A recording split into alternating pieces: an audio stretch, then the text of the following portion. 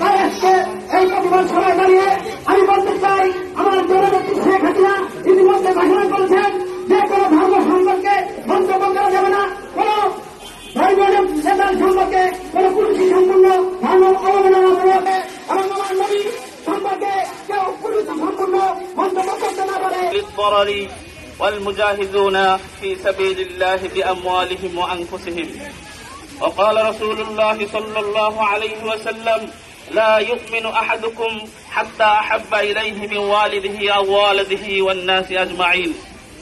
الحمد لله. আজকে সমস্ত মুসলমানকে, এখানে অনেক উলামা ইকরাম আছেন, ওনারা কথা বলেছেন।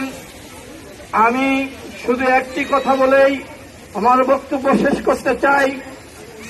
আমাদের এখানে উপস্থিত আছেন বাগেরহাট ইউনিয়ন পরিষদের চেয়ারম্যান সহ বিভিন্ন নেতৃবৃন্দ, আমি সকলের প্রতি সালাম ও শুভেচ্ছা জানাই। আমি শুধু একটি কথা বলতে চাই, আর আজকে যার সম্পর্কে কুযুক্তি করেছে তার নিন্দা জ্ঞাপন করছি।